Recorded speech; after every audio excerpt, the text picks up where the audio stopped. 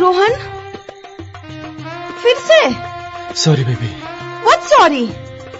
जब तुमसे कुछ होता ही नहीं तो बार बार बुलाते क्यों हो मुझे? सॉरी बेबी, आगे से नहीं होगा ऐसा। आगे से? नेक्स्ट टाइम से ना तुम मुझे कॉल भी मत करना। It's over now. Baby baby.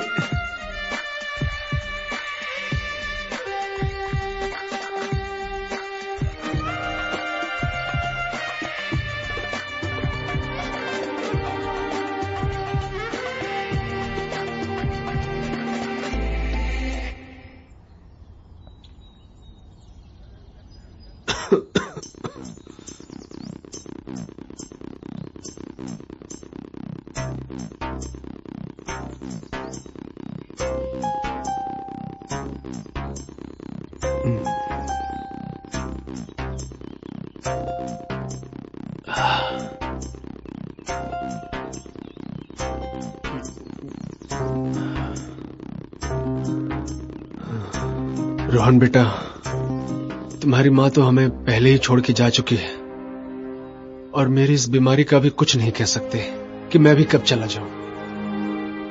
पापा, आप ये कैसी बात कर रहे हैं? कुछ नहीं होगा आपको। नहीं बेटा, अब तो डॉक्टर्स ने भी जवाब दे दिया है। मैं बस यही चाहता हूं कि मेरे जाने से पहले तेरी शादी कर दूं।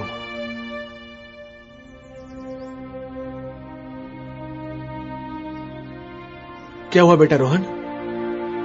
क्या सोच रहा है? अब कुछ नहीं पापा, मैं सोच रहा था कि क्यों ना आपके लिए कुछ नए डॉक्टर से मिलूं जिससे आप जल्दी से ठीक हो जाएं। लेकिन पापा सॉरी, मैं शादी नहीं कर सकता अभी।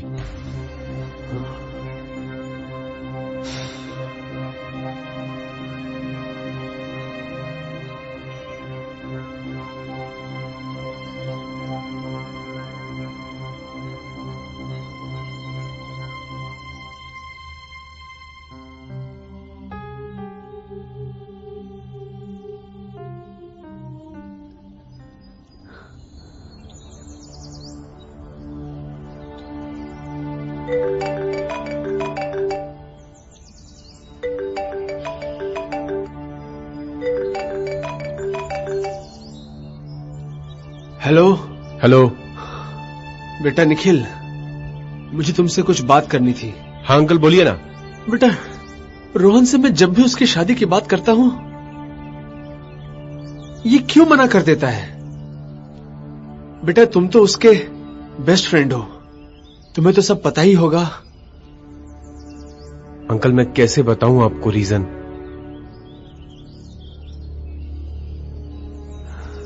बेटा निखिल, तुम्हें तो सब पता है कि मेरे पास अब ज्यादा समय नहीं बचा। मैं बस अब यही चाहता हूं कि मेरे जाने से पहले रोहन की शादी हो जाए। अंकल, बात ऐसी है ना कि रोहन के अंदर सेक्सुअल पावर बहुत कम है। वो किसी भी लड़की को सेटिस्फाई नहीं कर पाता है, इसलिए वो शादी नहीं कर रहा है।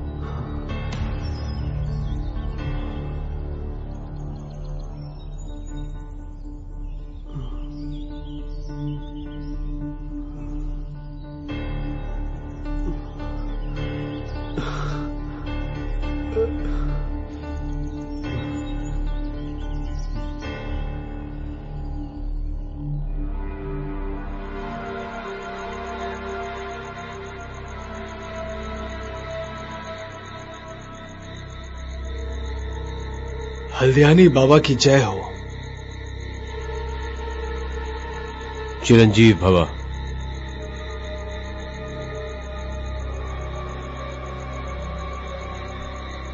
बोलो गिरीश, बहुत दिन बाद आज यहां कैसे आना हुआ?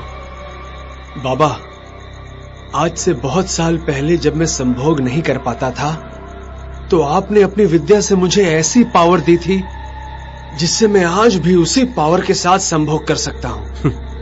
ये तो बहुत ही अच्छी बात है, लेकिन समस्या क्या है? समस्या कुछ नहीं है बाबा, मैं बस चाहता हूं कि मैं अपनी ये पावर्स अपने बेटे को दान कर दूं। इसका परिणाम जानते हो गिरीश? यदि तुमने अपनी सारी कामुक शक्तियां अपने बेटे को दान कर दी तो उसके पश्चात 1 सप्ताह के भीतर अधिक से अधिक 7 दिनों के अंदर तुम्हारी मृत्यु हो जाएगी। याद है तुम्हें? हाँ बाबा, मैं जानता हूं। वैसे भी मेरे जाने का समय आ गया है बाबा। ठीक है, तुम निश्चिंत रहो।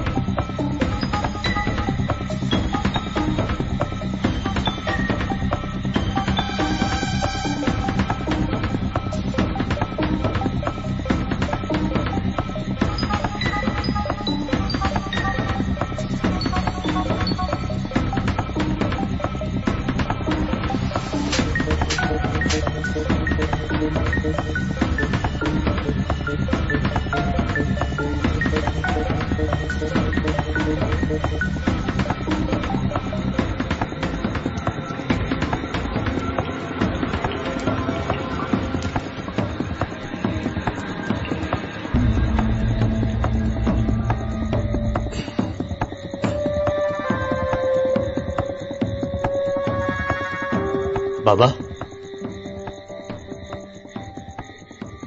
पापा कहाँ हैं? तुम्हारे पिताजी तो चले गए। मुझे तुमसे एक अति महत्वपूर्ण बात करनी है। जी कहिए बाबा। बात यह है बेटा कि तुम्हारे पिताजी ने अपनी सारी कामुक शक्तियां तुम्हें दान कर दी हैं। अब इसके पश्चात वो अधिक से अधिक मात्र 7 दिन तक जीवित रह पाएंगे। ये क्या बकवास कर रहे हैं बाबा? ये बकवास नहीं है, ये सत्य है। तुम्हारे पिताजी ने ये बात तुम्हें बताने के लिए मुझे मना किया था। तुम्हारे लिए ये जानना अति आवश्यक है कि तुम्हारे पिताजी के पास मात्र 7 दिन शेष बचे हैं। और हां, एक बात और ध्यान रहे, आज के बाद अगर कोई औरत तुम्हारे सामने आती है जिसके साथ तुम्हारे पिताजी ने कभी शारीरिक संबंध स्थापित किया हो, तो तुम्हारे लिंग में तुरंत उत्तेजना पैदा हो जाएगी और ऐसी परिस्थिति में तुम्हें उस औरत के साथ संभोग करना ही होगा। और यदि तुमने संभोग नहीं किया तो तुम्हारी सारी कामुक शक्तियां चली जाएंगी।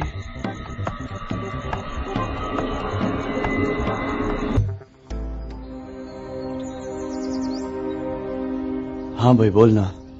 भाई तू पागल हो गया क्या यार? अंकल को मरे हुए 4 दिन हो गए, तू कब तक अंदर ही अंदर घुटता रहेगा? बाहर निकल इन सब से। भाई अगर मुझे पता होता ना कि पापा इन ढोंगी बाबाओं के चक्कर में इतनी बड़ी बेवकूफी कर देंगे, मैं कभी ये सब उनको नहीं करने देता। लेकिन भाई ये भी तो हो सकता ना कि सच में तेरे अंदर सेक्सुअल पावर आ गई हो।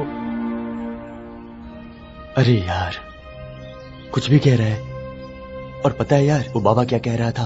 कह रहा था कि जब भी मैं ऐसी औरतों को देखूंगा जिनके साथ पापा ने सेक्स किया है, उनको देखकर मेरे लिंग में तनाव आने लगेगा और मुझे सिग्नल मिल जाएगा और उनके साथ मुझे सेक्स करना पड़ेगा। और अगर नहीं करूंगा ना तो मेरी सारी शक्तियां चली जाएंगी।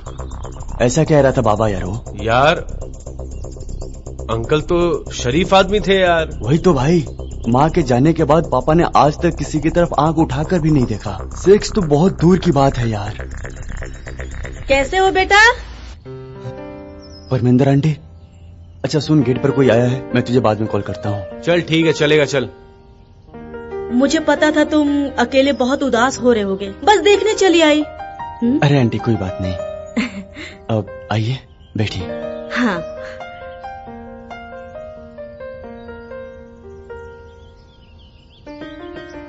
साला ये परमिंदर आंटी को देखकर क्यों सलामी दे रहा है? कहीं हल्दियामी बाबा ने जो कहा था वो सच तो नहीं? इसका मतलब पापा ने आंटी का गेम बचाया है और अब मुझे भी। नहीं नहीं, ये सब मुझसे नहीं होगा। बेटा मुझे पता है गिरीश जी के जाने के बाद तुम बिल्कुल अकेले पड़ गए होगे, इसीलिए बस में चली आई। अगर किसी भी चीज की जरूरत हो तो बेझिझक मेरे पास चले आना, ठीक है? जी आंटी। आज के बाद अगर कोई औरत तुम्हारे सामने आती है जिसके साथ तुम्हारे पिताजी ने कभी शारीरिक संबंध स्थापित किया हो, तो तुम्हारे लिंग में तुरंत उत्तेजना पैदा हो जाएगी और ऐसी परिस्थिति में तुम्हें उस औरत के साथ संभोग करना ही होगा।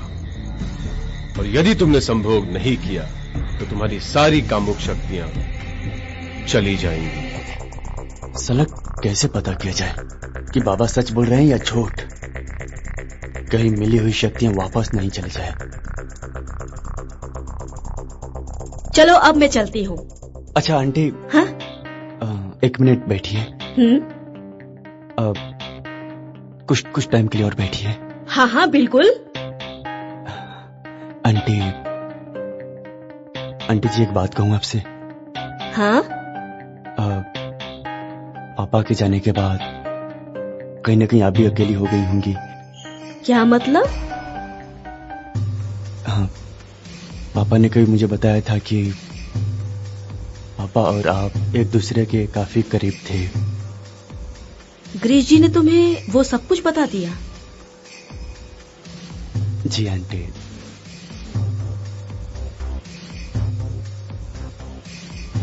और आंटी ने पापा ये भी कहा था कि बेटा मेरे जाने के बाद तुम ही परमेंद्र आंटी का पूरा ध्यान रखना। अच्छा, ऐसा कहा था उन्होंने? तो तुम मेरा ख्याल रखोगे जैसा गिरीश रखता था? जी आंटी। और वैसे भी पापा की आज्ञा का पालन भी करना पड़ेगा ना। इसका मतलब हल्द्यानी बाबा सही बोल रहा था, मेरे अंदर सच में सेक्सुअल पावर आ गई है।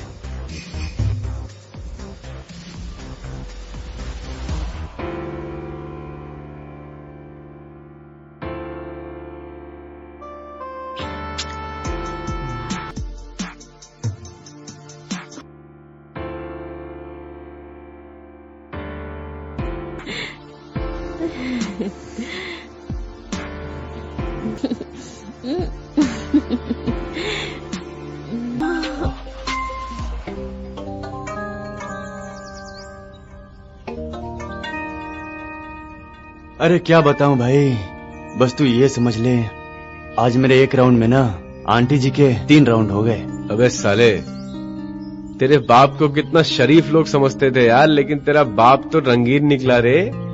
भाई एक बात बता, जिसकी बीवी जवानी में चली जाए और जिसकी इतनी ज्यादा सेक्सुअल पावर हो, आदमी कहीं न कहीं तो अपनी सेक्सुअल पावर निकालेगा ना। सही बात है भाई, बिल्कुल सही बात। भाई तू एक काम कर, निकिता को बुला घर पे और कर दे उसको खुश। अरे यार क्या बोलूं निकिता के बारे में, गीता तो मेरे शक्ल से ही नफरत करती है। अबे कुछ नहीं होगा, बुला उसको घर पे। चल देखता हूँ यार, लेट मी ट्राई। अरे चल ठीक है भाई, कर दे खुश, फोन काट।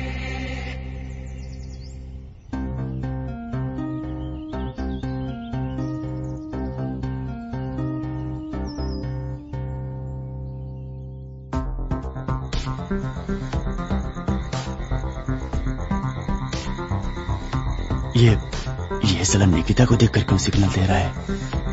कहीं पापा ने निकिता के साथ भी? नहीं, तू कुछ भी मत सोच। Rohan, I am really sorry for uncle ji. मैं तुम्हें कॉल करने ही वाली थी, लेकिन मुझे समझ में नहीं आ रहा था कि मैं क्या बोलूं कॉल करके। अच्छा हुआ कि तुमने मुझे कॉल कर लिया। क्या हुआ रोहन, क्या सोचने लगे तुम? हाँ कुछ नहीं, it's okay. I can understand, लेकिन होनी को कौन टाल सकता है ना। राइट।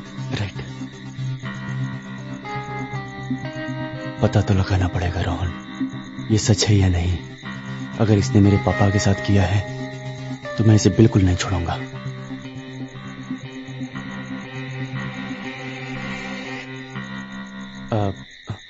प्लीज रोहन, मैं तुमसे आज सिर्फ दोस्त की तरह मिलने आई हूँ। सी निकिता, दिस इज ट्रू कि हमारा ब्रेकअप हो गया है। क्यों ना इस ब्रेकअप को एक हेल्दी नोट के साथ एंड किया जाए। आई मीन एक फाइनल ब्रेकअप सेक्स। हैप्पी और हेल्दी तो तुम्हारे लिए होगा ना, मेरा क्या। हर बार की तरह मेरी सब खुशी बीच में ही अधूरी रहने वाली है। चिंता मत करो निकिता, इस बार कोई भी शिकायत का मौका नहीं दूंगा। और हाँ, और इस बार तुम ही मुझे बीच में रोकोगी। अच्छा, लेट्स सी देन।